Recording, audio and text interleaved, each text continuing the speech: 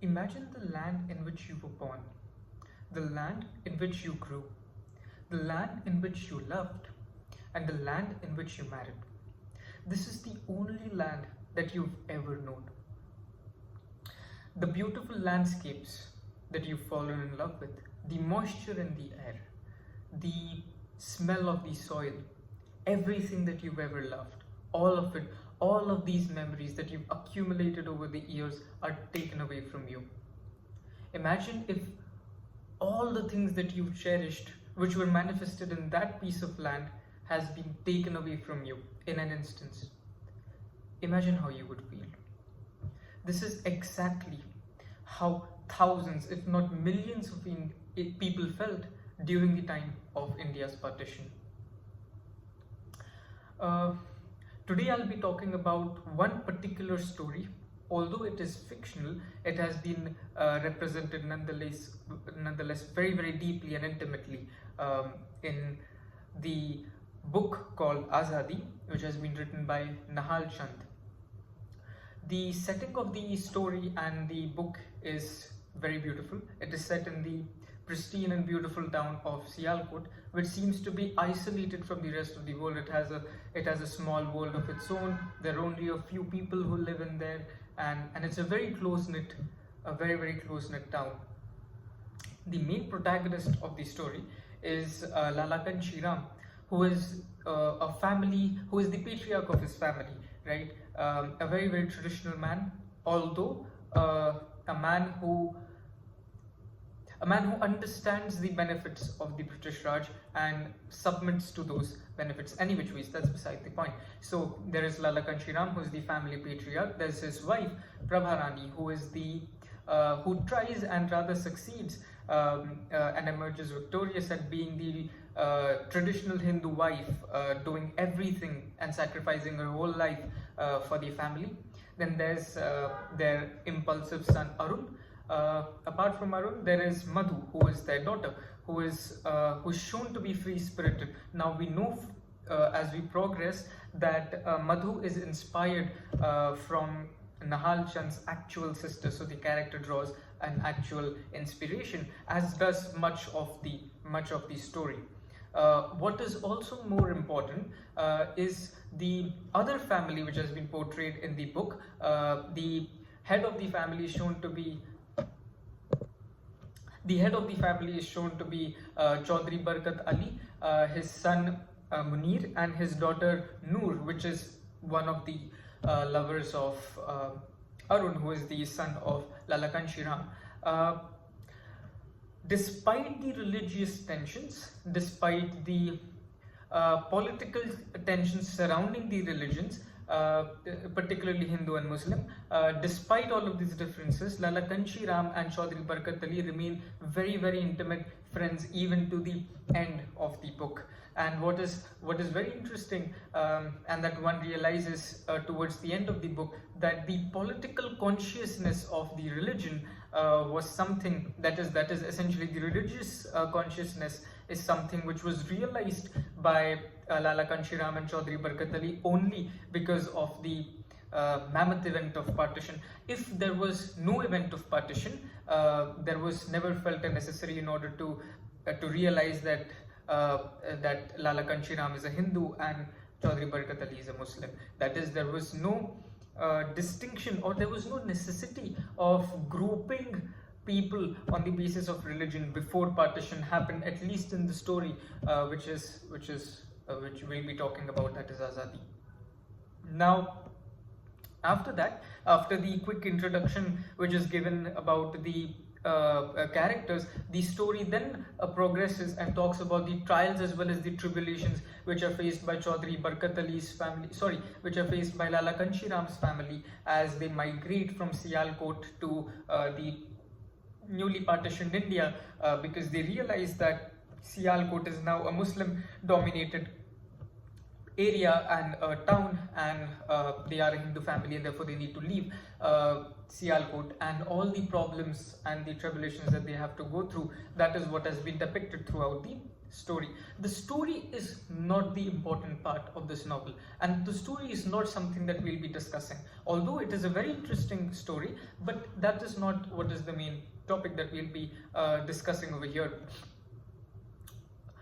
While there are various concepts that are explored within this story, for example, the concept of friendship between Chaudhary Barkat Ali and Lala Kanshiram, the concept of love, the concept of betrayal, the concept of domination, the concept of horror.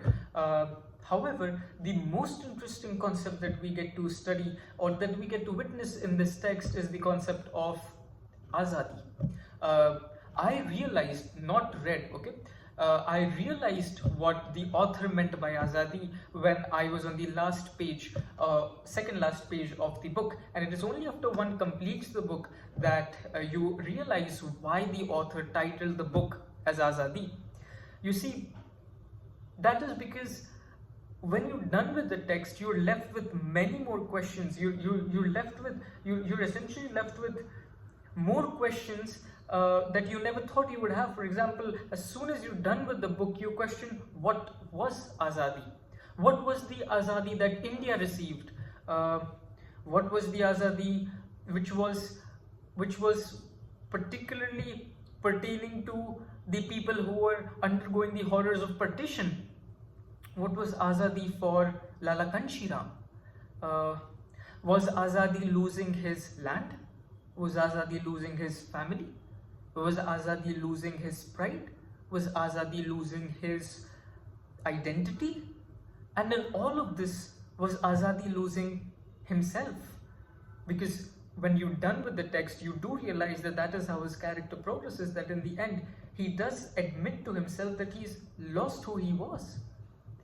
And if India is truly as if India is truly as a naturally homogeneous nation that people claim it to be, and I don't know if it is, but if India is or was truly a homogeneous nation that is one body with various different parts, then how was the body of India celebrating the political independence that it received when so many different parts of one body were burning under the horrors of partition? We get to witness how the political Azadi, and I purposefully use the word political, the political Azadi that Lala Kanshiram and his family received was nothing but hostility. That is, as soon as they migrated from Sialkot to India, as soon as they reached India after undergoing so many problems, as soon as they reached India, they were met with absolute hostility. The people in India did not want them there. Their country did not want them. So what you're essentially left with is many questions pertaining to what was the Azadi that we received. Now, as a student of political science, there are various different interpretations that we're asked to study while we're reading any text. That is, okay, what would be the Marxist interpretation of the text that you're studying? What would be the feminist interpretation of the text that you're studying? What would be the, let's say, psychoanalytic interpretation of the text that you're studying? For example, in the text, why do characters such as Captain Rahmatullah Khan rape women, and is it only because of their sexual urges, or is it because of their urge to dominate themselves, and does that extend to the domination of one country over another country, or one tribe over another tribe, or one religion over another religion? That is, when men, and there's an instance of this in the book, that is, the women were many. Uncountable women were raped from both sides. That is, the Hindu women as well as the Muslim women were raped. And then one does question if, well, it's not really for the sexual urges, because the studies show that it's for domination. But then, to what level is this domination? Is it the domination of male over female, or is it the domination of Hindu over Muslim, or is it the domination of India over Pakistan? Or it could be it could be the other way around too. Is it because of the domination of Muslim over Hindu, or Pakistan over India. And but these are not the interpretations that I want to talk about. What I have learned from this text goes much more deeper and goes much more substantive, and that is essentially something which I don't think is being spoken about. You see, as students of political science, we debate on theories. We try to understand what were the causes which led to partition. We try to understand which were the different theories which led to partition, which different theories could have been there, which could have prevented partition. But in all of these discussions, we're essentially dealing with the society. We're essentially debating about what is the common good. And in doing that, we fail to realize that common good is nothing but accumulation of individual experiences. We fail to realize that the theories that we're debating, yes, while they do have an impact on the society, but they go much more deeper, and that they have an impact on an individual level. The problem is that when we theorize anything, when we theorize concepts, ideas, we fail to understand how they will have an individual consequence, and how that consequence will differ from each individual depending upon his or her sociological environment. And why is that necessary?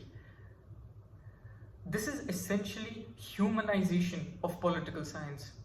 This is essentially the necessity of empathy in political science.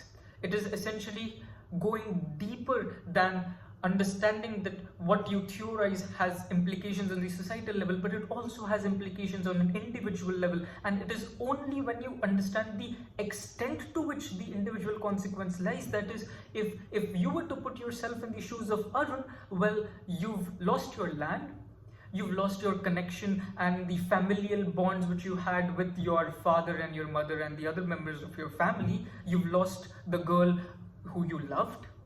You've lost your identity. You've lost your sister. The women who you know have been kidnapped and raped, and only when you understand the depth of the concepts that you're debating and the theories which you are creating, which have only when you realize the consequences that these theories have on an individual level, and when you understand the extent of the consequences which they have on an individual level, can we ever hope of reducing the events such as partition. Now, I'm very well aware of the inevitability of such events. I very well know that partition will happen again, that such political events are prone to happen again. However, if we as political scientists realize, or as students of political science that we are, realize the extent that these events have, not merely on the society, but also on the individual, the depth of the consequence that an individual has to go through and his or her family has to go through, it is only then is there even a remote possibility that such events might reduce in their frequency.